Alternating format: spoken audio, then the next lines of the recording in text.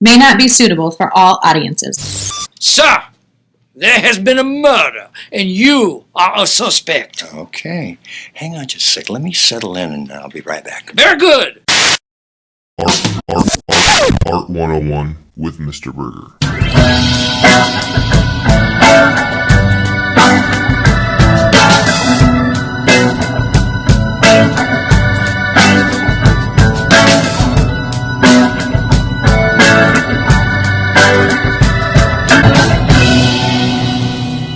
Scholars, welcome back to another episode of Art 101 with me, Mr. Burgher. I'm a professional artist, I'm a master educator, and I'm attempting to provide the best in our historical content. If you like the content, like, share, and subscribe. I get that. Today, as you know, we're going to be talking about the Unicorn Tapestries. Let's jump on in. The mythological unicorn can be tracked through history and around the world through its depictions in art. This single-horned horse, goat, or even a wolf has been created through statues, mosaics, pottery, and even tapestries from Africa into Asia and into Europe. Ancient Chinese cultures believed to have this creature appear at the birth of Confucius as well as other wise men throughout time and history. In the 5th century BC, Greek historians documented its tricolor appearance as well as the single horn. I made a little something that could be helpful what the unicorn's horn looks like. Look at that. Oh, look at that beautifully designed unicorn horn. Pliny the Elder describes the unicorn in his natural history text, saying, "But the most fell and furious beast of all other is the Lycorn. One black horn he hath in the midst of his forehead. By report, this wild beast cannot be caught alive." Nearly 1600 years later, the myth is still alive and going strong, although there were some that were more skeptical, like Sir Thomas Browne, who was very cautious about this in his writings from 1646, and a text that was designed to dispel many popular rumors about misconceptions of various creatures of his time.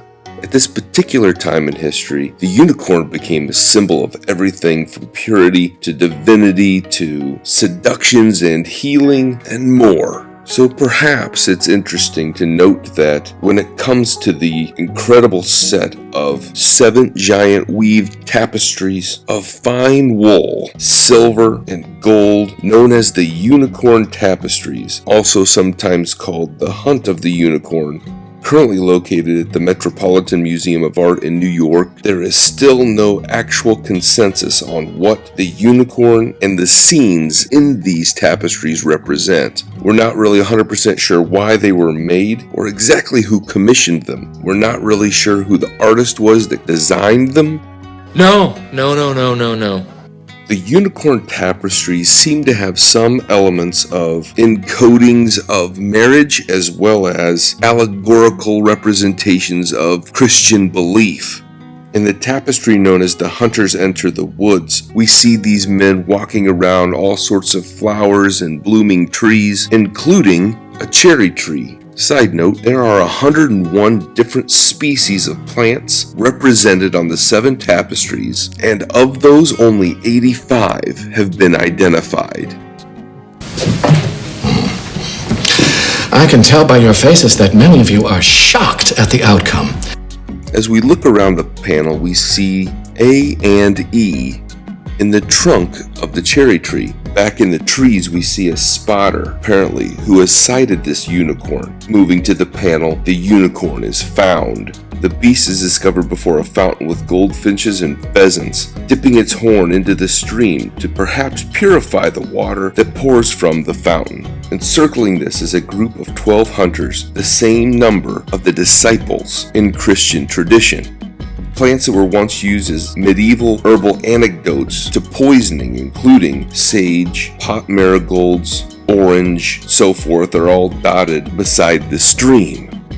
Now, other unicorns can have different magic, like fire magic, rainbow magic, or any kind of magic, or kind of fire magic, or any magic you could think of. Anything you can think of. The unicorn is attacked. The scene is suddenly one of a chaotic battle. Horns are blown and the hunters are attempting to lance the unicorn as it leaps across the panel to its escape. During this attack, the creature must have been injured.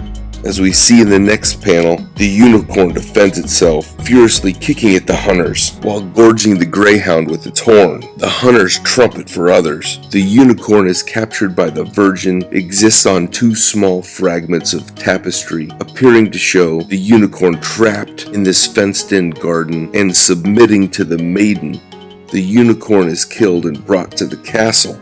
On the left, we find the hunters stabbing the unicorn to death with blades, one using a horn to catch the pouring blood. And finally we get to the most beloved of these tapestries, the unicorn in captivity, which again we don't know, but this may have been created as a single piece, and then all of the parts of the series kind of came to add to the story, or who knows. But anyway, the unicorn appears content in its captivity, loosely tied to a tree behind a fence. He could easily escape if he wished to. The tree has some ripe pomegranates, a medieval symbol of fertility and marriage, which has led to the belief this particular piece was made to be hung by the bed of a couple, perhaps as some sort of a wedding gift or something of that nature.